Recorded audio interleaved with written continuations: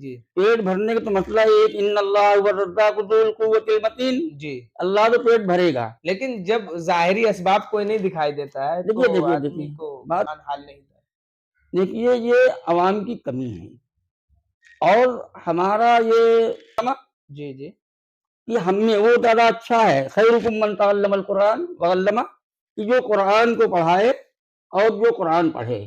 لیکن حضرت یہ چیز تو بالکل درست ہے، صحیح ہے کہ السلام علیکم ورحمۃ اللہ وبرکاتہ۔ تو ناظرین، آج ہم آئے ہیں حضرت قاری شمشاد صاحب کے پاس، تو آج آپ ان سے سنیے، ان سے ہم سوال کریں گے اور یہ حضرت جواب دیں گے، تو آپ ویڈیو میں لاسٹ تک بنے رہیے گا۔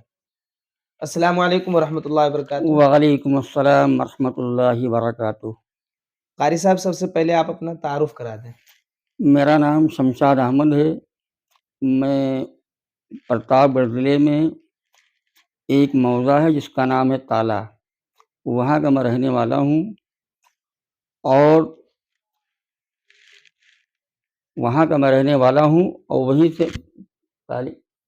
وہیں سے میری تعلیم مکتب اسلامیہ تعلیم القرآن ہے، وہاں پہ میں نے ابتدائی تعلیم حاصل کیا، حافظے کی تعلیم بھی وہیں سے حافظے کی تعلیم بھی وہیں سے حاصل کیا۔ اس کے بعد مدرسہ دارالرشاد بارہ بنکی، وہاں میں نے فارسی اور عربی کی کچھ کتابیں پڑھیں۔ اس کے بعد جامعہ اسلامیہ قلی بازار کانپور میں داخلہ کرایا، اور وہاں سے میں نے فراغت حاصل کی، اور وہیں سے میں نے حضرت قاری احتشام علی صاحب رحمۃ اللہ علیہ سے قرأت پڑھی۔ اس کے بعد مدرسہ دارالرشاد بارہ بنکی میں 10 سال میں نے شعبہ تجوید میں قرأت پڑھایا۔ ماشاء اللہ حضرت، تب بھی یہ جب آپ نے تعلیم حاصل کی ہوگی تو کتنی سال عمر ہوگی شروعاتی دور میں؟ شروعاتی دور میں جب میں نے تعلیم حاصل کرنا شروع کیا تو میری عمر 5-6 سال کی تھی، ماشاء اللہ، اور تقریباً 23 سال میں میں نے فراغت حاصل کیا، 23 سال کی عمر میں۔ ماشاء اللہ، اس کے بعد 10 سال میں نے قرأت پڑھائی دارالرشاد میں۔ ماشاء اللہ۔ حضرت، ابھی آپ کی کیا مصروفیات ہیں اس وقت میں؟ ابھی ہمارا کچھ کاروبار ہے پراپرٹی کا، اسی میں اپنا کرتے ہیں۔ تو مدارس سے جڑے ہوئے ہیں یا سلسلہ ختم؟ نہیں، مدارس سے جڑے ہوئے ہیں، مدارس میں اکثر بیشتر جاتے ہیں، وہاں کے مدرسین سے ملاقات ہوتی ہے، طلباء سے ملاقات ہوتی ہے، اور مدارس کے جلسوں میں شرکت کرنے کا موقع ملتا رہتا ہے۔ یہ سلسلہ یعنی تعلق ہے، مطلب پراپر وہاں پر کوئی کسی مدارس سے مطلب وہاں پر بطور مدرس یا بطور معلم نہیں ہے؟ نہیں، بطور مدرس بطور معلم نہیں ہے، مدارس سے تعلق ہے۔ چلیے ماشاء اللہ۔ ایک چیز اور وہ یہ ہے، ہم پوچھنا چاہتے ہیں کہ آپ نے کبھی امامت بھی کی ہے؟ ہاں، امامت کیا ہے میں نے۔ تو کیا جس طریقے سے موجودہ دور میں اماموں کو پریشانی ہوتی ہے، اس سے پہلے بھی پریشانی ہوتی ہے؟ نہیں، میں آزاد مزاج تھا، جی، اور بہت ہی اچھے طریقے سے میں کرتا تھا، اور ہم کو زیادہ باتیں برداشت نہیں، نہ ہی مجھ سے کوئی سوال کرتا تھا کبھی۔ تو امامت چھوڑنے کوئی ریزن؟ کوئی ریزن نہیں، بس مدرسہ چھوڑا، میں نے امامت چھوڑ دیا۔ اچھا، کبھی کوئی ایسی انوکھی بات؟ کوئی انوکھی بات نہیں۔ ماشاء اللہ۔ اچھا، ایک چیز اور وہ یہ ہے کہ آج کل کے دور میں جب سے لاک ڈاؤن لگا ہے، ایک رپورٹ کے مطابق تقریباً 4 سے 5 لاکھ طلباء نے مدارس اسلامیہ چھوڑ دیا۔ جی، اس کی کیا وجہ ہو سکتی ہے؟ دیکھیے کہ مدارس کے طلباء نے جو تعلیم چھوڑی ہے، جی جی، کچھ تو ان طلباء کے ماں باپ کی کمی ہے، اور ہماری اور آپ کی دین سے دوری۔ اگر ہم آپ دین سے دور نہ ہوتے، مدارس کے طلباء کے ماں باپ دین سے دور نہ ہوتے، تو یہ کیفیت نہ ہوتی، اور اگر ہمیں آپ کو اس پہ محنت کرنا پڑے گا، طلباء کو لانا پڑے گا، ان کے ماں باپ کو سمجھانا پڑے گا۔ نہیں حضرت، ہم نے کئی مرتبہ اپنے گاؤں میں بھی لوگوں سے پوچھا، کوشش کی بات کرنے کی، لیکن ان کا جو رویہ ہوتا ہے وہ یہ ہوتا ہے کہ آخر ہم 10 سال 15 سال مدارس میں اپنے طلباء کو لگائیں گے، اپنے بچے کو ہم دیں گے، تو آخر میں یہ بعد میں جو جب یہ کسی مدرسے سے جڑ جائیں گے، کسی مسجد سے جڑ جائیں گے، تو ان کو بس اتنی رقم ملتی ہے کہ وہ اپنا پیٹ بھر سکتا ہے۔ سوال یہ جی نہیں، جی پیٹ بھرنے کا سوال نہیں ہے، جی پیٹ بھرنے کا تو مسئلہ ایک ان اللہ هو الرزاق ذو القوۃ المتین، جی، اللہ تو پیٹ بھرے گا۔ لیکن جب ظاہری اسباب کوئی نہیں دکھائی دیتا ہے تو آدمی کو بات گھبراہٹ یہ نہیں ہے ظاہری اسباب، جی ہم ظاہری اسباب کو دیکھ نہیں پا رہے ہیں، ظاہری اسباب کو ہم دیکھ نہیں پا رہے ہیں۔ اللہ کے رسول نے فرمایا من تعلم القرآن وعلمہ، جی جی کہ ہم میں وہ زیادہ اچھا ہے خیرکم من تعلم القرآن وعلمہ، کہ جو قرآن کو پڑھائے اور جو قرآن پڑھے۔ لیکن حضرت یہ چیز تو بالکل درست ہے، صحیح ہے کہ دین کے اعتبار سے جو قرآن کو پڑھائے اور وہ جو پڑھے وہ سب سے بہتر ہے۔ ابھی حال ہی میں لاک ڈاؤن میں کتنے اماموں کو، کتنے مدرسوں کو ایسے پریشان حال دیکھا گیا ہے کہ ایک ادنا سے ادنا کا درجہ آدمی، ادنا سے ادنا درجے کا آدمی وہ اتنا پریشان حال نہیں تھا۔ دیکھیے یہ عوام کی کمی ہے، اور ہمارا یہ ہمیشہ نظریہ رہا کہ مدرسین کو اور مسجد کے مؤذن کو، مسجد کے امام کو اچھی سے اچھی تنخواہ دی جائے۔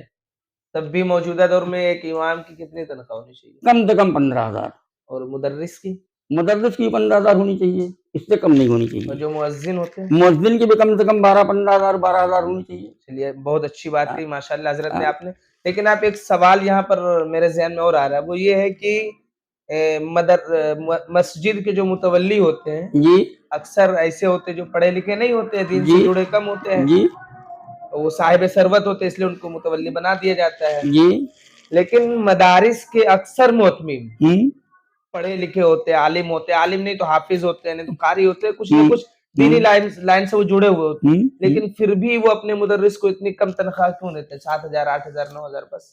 دیکھیے وہ احساس کمتری کا شکار ہیں، تو اگر وہ چاہیں تو تنخواہ دے سکتے ہیں، مگر وہ نہیں دیتے ہیں تو آپ ان کو کچھ نصیحت کر دیں۔ ہاں بالکل نصیحت ان کو کریں گے کہ ان کو تنخواہ دینی چاہیے، اور ہم تو سمجھتے ہیں کہ اس مہنگائی کے دور میں 15,000 کا 20,000 دیں تو تب بھی کم ہے، جی 20,000 تو بھی کم ہے، کیونکہ بھائی اتنی اعلیٰ تعلیم بچوں کو دے رہے ہیں وہ، جی جی جی جس تعلیم میں کوئی جوڑ دنیا میں نہیں ہے۔ ایک سوال یہاں پر اور وہ یہ ہے کہ بعض لوگ کہتے ہیں کہ دین کا علم حاصل کرو تو اس میں پیسہ تو ہونا ہی نہیں چاہیے۔ نہیں یہ غلط بات ہے، کہاں سے مطلب کہاں سے پورا کرے گا؟ وہ دینے والا اللہ ہے۔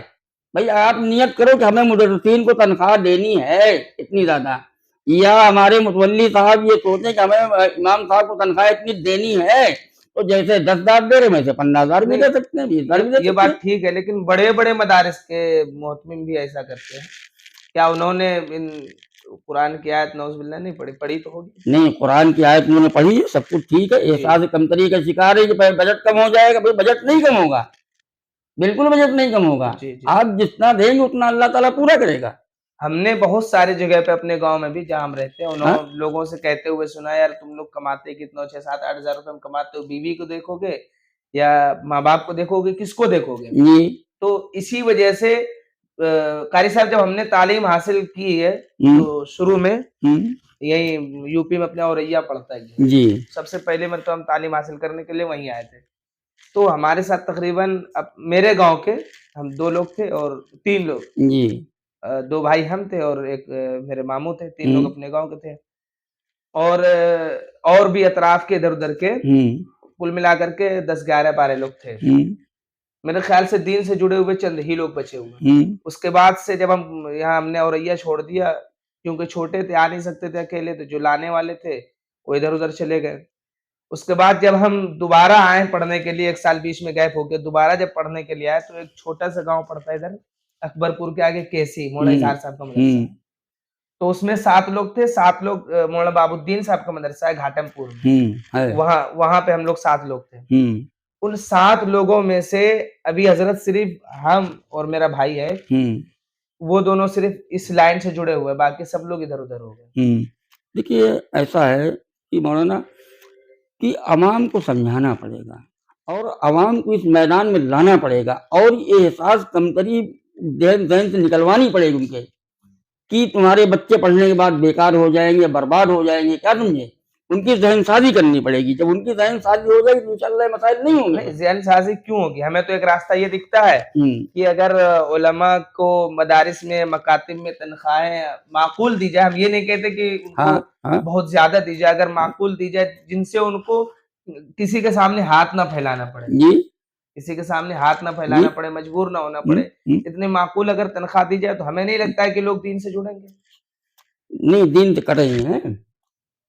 دیکھیے ایسا ہے کہ مدارس والوں کو مدارس سے جڑیں ہاں گے. ہاں جو مدارس جو ہمارے اطراف میں ہیں، پہلے ہم اپنے اطراف میں دیکھیں کہ کتنے مدارس ہیں، کتنے مکتب ہیں، کتنی تنخواہیں ہیں، کون اس کا کیا کہتے ہیں ذمہ دار ہے، ان سے ملیں اور ملنے کے بعد ان کو سمجھائیں اور ان کو مطلب ان کے ساتھ تعاون کریں کہ بھائی ہم تمہارے ساتھ کھڑے ہیں، لیکن امام صاحب کی تنخواہ بڑھائیے، آپ مدرسین تنخواہ بڑھائیے، انشاءاللہ مسئلے حل ہو جائیں. کوئی مسئلہ نہیں ہے بھائی، جتنا عوام جتنا ایسے دیتی ہے ڈبل دے گی، دوڑا دے گی. وہ بات ٹھیک ہے حضرت، لیکن جو ہے نا یہاں پر متولی حضرات کریں تو کیا کریں؟ ہم نے خود اپنے کانوں سے سنا ہے، کہتے ہیں کہ مدرسے میں اس سے کم تنخواہ دی جاتی جتنے ہم نے مسجدوں میں دی. تو جب مدارس کی شروعات ہوگی تبھی تو. دیکھیے مسجد کے متولی جو ہیں وہ اپنی اجارہ داری سمجھتے ہیں، جی وہ اپنی ملکیت سمجھتے ہیں مسجد کو، اور امام کو نوکر سمجھتے ہیں جی یہ ہمارا نوکر ہے. یہ ان کو ایسا نہیں سمجھنا چاہیے. ان کو فراغ دلی سے امام کو تنخواہ دینا چاہیے، مؤذن کو تنخواہ دینی چاہیے، اور بلکہ امام اور مؤذن سے جھاڑو بھی نہیں لگوانا چاہیے، غریب نہیں بچھوانی چاہیے، الگ اس کے لیے لگوائیں، کسی کو رکھیں. بھائی امام ہے مسجد کا، آپ کیا جھاڑو لگانے کے لیے سویا آیا ہے وہ، یا آپ کے گھر کام کرنے کے لیے سویا آیا ہے وہ؟ یہ غلط بات ہے، ہم اس کے قائل بالکل نہیں ہیں. جی اچھا حضرت، ابھی ایک بات پیچھے رہ گئی تھی، وہ یہ ہے کہ لوگ کہتے ہیں کہ یہ لوگ دین سے جڑے ہوئے پیسہ لیتے، اس پہ ایک بات ہم کہنا چاہیں گے. جی حج فرض ہے، بیت اللہ کا حج بالکل فرض ہے، فرض ہے. اور اسی طریقے سے جب بیت اللہ کا حج فرض ہے تو وہاں پر جو ویمان یعنی جہاز لے کر کے لوگوں کو لے کر کے وہاں اڑان بھرتا ہے، ہاں تو اس جہاز کا کرایہ لیا جاتا ہے. حاجی جب مکہ شریف میں جاتے ہیں وہاں ہوٹل میں رہنے سہنے کے لیے سارا پیسہ لیا جاتا ہے باقاعدہ طور پر. اس پر کوئی فتویٰ نہیں لگاتا ہے کہ تقویٰ کے خلاف ہے، وہ لوگ تو بڑے زاہد اور پرہیزگار کہلاتے ہیں. یہاں پر جب کوئی دین کا خادم کچھ لے لیتا ہے تو ان پر فتویٰ لگ جاتا ہے کہ یہ دین کے لیے پیسہ لیتا ہے. آخر اس کا ریزن کیا ہے؟ دیکھو ایسا ہے کہ وہ اپنے وقت کا پیسہ لیتا ہے، وہ اپنا وقت لگاتا ہے، اس کا پیسہ آپ اس کو تنخواہ دیتے ہیں. جی اگر آپ یہ سمجھتے ہیں کہ مطلب وہ ننگا اور بھوکا رہے، کیا بھی کہاں تک شرافت ہے بھائی؟ آپ تو اپنے گھر میں مرغا کھائیں اور اس کو آلو بھی کھانے کے نہ ملے، کون سی شرافت ہے؟ میں اس کو اچھا تھوڑے سمجھتا ہوں. اچھا ان کو پہنائیے، اچھا کھلائیے، ان کے نماز پڑھوائیے، ان کا ادب کیجیے. جی حضرت قاری صاحب، وہ آپ کی بات بالکل معقول اور درست ہے. ہم ایک بات اور وہ یہی کہنا چاہیں گے کہ جس طریقے سے حاجی لوگوں کو ایمان لے کر لے جاتا ہے تو لے جانا بھی ثواب ہے، اسی طریقے سے ختنہ کرنا یہ بھی ثواب کا کام ہے، اور بلکہ ضروری کام بھی ہے. اسی طریقے سے روزے داروں کی خدمت کرنا، روزے داروں کی خدمت کرنا، اس طریقے سے نمازیوں کی خدمت کرنا، مسجد میں دری اور سب بچھانا. یہ لوگ جو مسجد میں مسجد کے دریاں بیچتے ہیں، چٹائیاں بیچتے ہیں، ٹوپیاں بیچتے ہیں، یہاں تک کہ قرآن شریف تلک بیچتے ہیں دکانوں پہ، تو اس کے بھی تو وہ لوگ پیسے لیتے ہیں. تو ہمیں نہیں لگتا ہے کہ جب وہ لوگ پیسے لیتے تو وہ لوگ بڑے زاہد اور تقوی والے کہلاتے، اور علماء اگر اس چیز کے پیسے لے لے تو وہ تقوی والے کیوں نہیں کہلاتے؟ نہیں، یہ ہم عوام کی غلط سوچ ہے. عوام کیا چاہتے ہوگا، کیا علماء جو ہیں ہاتھ پھیلا کے بھیک مانگیں کٹورا لے کر کے؟ جی کٹو بازار میں چوراہے پھوڑے کے بھیک مانگیں، یہ غلط بات ہے. علماء کو تو اور ملنا چاہیے، ڈبل ملنا چاہیے، کیونکہ انہوں نے اللہ کے دین کو پڑھا ہے، قرآن کو انہوں نے پڑھا ہے. تو اگر قرآن پر دنیا کی سب سے بڑی کتاب جس نے پڑھی ہو اس کا یہ حال ہو کہ آپ اس کو 500 روپے دیں، 200 روپے دیں، اور جو آدمی جھاڑو لگا رہا ہے اور کیا کہتے ہیں جو آدمی مستری گیری کر رہا ہے 700 روپے لے رہا ہے، 800 روپے لے رہا ہے، اس کو تم خوشی دے رہے ہو. جو تمہاری زندگی بنا رہا ہے، تمہاری دنیا آخرت دونوں بنا رہا ہے، اس کو تم 500 روپے دے رہے ہو اور بڑے احسان جتا رہے مولوی صاحب وہاں اتنا ملتا ہے، وہاں تو اتنا کم ملتا ہے. غلط بات ہے. علماء کو زیادہ تنخواہ دیجیے اور جتنی ہو سکے علماء کی عزت کیجیے. اگر آپ علماء کی عزت نہیں کریں گے تو آپ کو پھر خیر نہیں ملے گا. جی ہاں، بالکل. ایک بات علماء کی عزت ضروری ہے. جی ایک بات اور رہ گئی تھی پیچھے حضرت کہ مدارس سے طلبہ کم کیوں ہو گئے؟ مدارس کے طلباء تو کچھ حالات نے کم کر دیے اور کچھ ہم لوگوں کی لاپرواہی. ہم نے ان پر محنت کم کیا.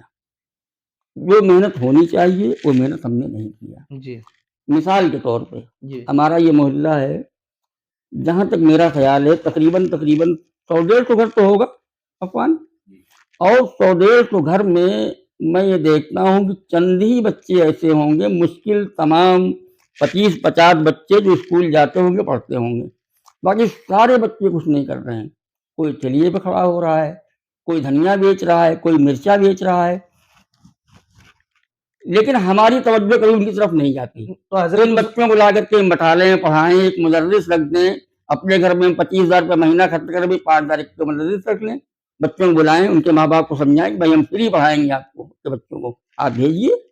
یہ ہماری کمی ہے، یہ ہم کو کرنا چاہیے اور انشاءاللہ ہم کریں گے. ایسا ہم مکتب کا قیام 2-3 کریں گے شولہ گنج میں، ایک آپ کی طرف، ایک مکتب قیام ادھر، ایک اس طرف، انشاءاللہ. حضرت ایک بات اور ہے، وہ یہ ہے کہ جس طریقے سے آپ نے بتایا کہ ابھی دھنیا بیچتے، مرچا بیچتے، اس میں ان لوگوں کو مستقبل دکھائی دیتا ہے. مستقبل دکھائی. اور آج کل اکثر علماء بھی جو عالم لوگ ہیں، مدارس کے لائن سے جڑے ہوئے ہیں، وہ لوگ بھی اپنے بچوں کو یا اپنے بچیوں کو دینی تعلیم بس ضرورت کے مطابق دلانا چاہتے ہیں، اور وہ یہ چاہتے ہیں کہ ہم کوئی ایسا کاروبار دلائے جس سے ان کا مستقبل سنور سکے. دیکھو، کاروبار کروانا یا دینی تعلیم سے ہٹ کر کے دینی اور تعلیم دلانا یہ کوئی بری بات نہیں ہے. آپ ان کو دینی تعلیم بقدر ضرورت جی آپ دلائیے ان کو. اس کے بعد آپ ان کو کام سکھائیے، کاروبار سکھائیے. اگر کام نہیں سکھائیں گے تو کام کون کرے گا؟ آپ ڈاکٹر نہیں بنائیں گے ڈاکٹری کون کرے گا؟ وکیل نہیں بنائیں گے تو وکالت کون کرے گا؟ انجینئر نہیں بنائیں انجینئر ہم کہاں سے لائیں گے؟ تو ہمیں تو کرنا پڑے گا نا. لیکن جس طریقے سے لیکن پہلے دین کی تعلیم جی بقدر ضرورت. طلب العلم فریضۃ علی کل مسلم و مسلمہ. جی ہر مسلمان پر دین کی تعلیم حاصل کرنا فرض ہے. جی لیکن حضرت ایک بات پھر وہ کہنے جا رہے ہیں کہ جب جو لوگ مدارس سے، مکاتب سے، مساجد سے جڑے ہوئے ہیں، وہی لوگ اپنے بچوں کو اس لائن میں نہیں لانا چاہتے، تو عوام کا کیا ہوگا؟ عوام کیسے چاہے گی کہ میرے بچے اس لائن میں چلے؟ نہیں دیکھو، وہ بھی غلط فہمی کا شکار ہیں. دین کی تعلیم پہلے دلائیں، بعد میں دنیاوی تعلیم دلائیں، کاروبار سکھائیں، کوئی دقت نہیں ہے. اگر وہ ایسا کرتے دین کی تعلیم بالکل نہیں دلا رہے ہیں تو یہ غلط بات ہے. ان کو دلانا چاہیے تاکہ قوم میں ایک پیغام جائے کہ مولوی صاحب کے بچے، فلاں مولوی امام صاحب کے بچہ کا حافظ ہو گیا، قاری ہو گیا، عالم ہو گیا. اور یہ بھی پیغام جائے کہ مولوی صاحب کا بچہ ڈاکٹر ہو گیا، انجینئر ہو گیا. یہ بھی پیغام جانا چاہیے. لیکن پہلے دین، بعد میں دنیا.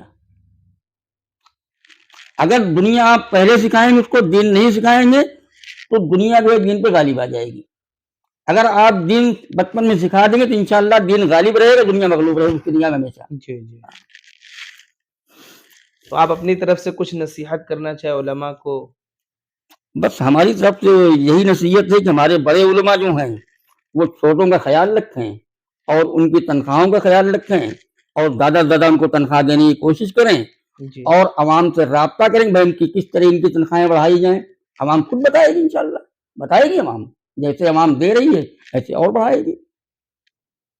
اور عام لوگوں کو جو تعلیمی بیداری نہیں ہے عام لوگوں میں، اس کے لیے کچھ نصیحت؟ لیکن تعلیمی بیداری کے لیے تو ہم کو نکلنا پڑے گا میدان میں، اور محلے محلے میں، گلی گلی میں، قصبوں میں جا کے، شہروں میں جا کے ہم ان کو سمجھانا پڑے گا. اپنے بچوں کو دینی تعلیم دلائیے. آپ کے بچے صبح اسکول جاتے ہیں، شام کو آپ میرے یہاں بھیجیے. ہمارا مکتب ہے یا اور کوئی ہمارا انتظام ہے، وہاں پہ آپ کے بچوں کو ہم پڑھائیں گے. دیکھو اتنا تو کرنا پڑے گا. اگر اتنا ہم نہیں کریں گے تو ہم بچیں گے نہیں. پوچھا ہم سے جائے گا، آپ سے پوچھا جائے گا کہ بھائی آپ نے کتنی محنت کی محلے کے بچوں پہ. تو یہ کرنا پڑے گا ہم کو. آپ کو میدان میں نکلنا پڑے گا، محلے میں، غیر محلے میں. مکتب قائم کرنے پڑیں گے، مدرس رکھنا پڑے گا، محنت کرنی پڑے گی. اور اگر ہم محنت نہیں کریں گے تو پھر ہم اپنے لیے خیر کی امید نہ رکھیں. خیر کی امید ہم جبھی کر سکتے ہیں کہ جب ہمارے محلے کے لوگ نیک بنیں، جی ہمارے محلے کے بچے قرآن کی تعلیم حاصل کریں، جی دین کی تعلیم حاصل کریں. اگر نہیں حاصل کرتے ہیں تو پوچھا ہم سے بھی جائے گا. جی حضرت، آپ نے بہت عمدہ نصیحت کری ہے اور آپ نے بہت اچھی باتیں بھی بتائی ہے ماشاءاللہ سے. ہم لوگوں سے بھی یہی کہنا چاہیں گے کہ حضرت کی بات پر عمل کرنا چاہیے. اور جیسا کہ حضرت نے بتایا کہ مدارس کے جو بڑے علماء ہوتے ہیں ان کو آگے آنا چاہیے اور اس مشن کو پورا کرنا چاہیے. ہاں شکریہ، جزاک اللہ.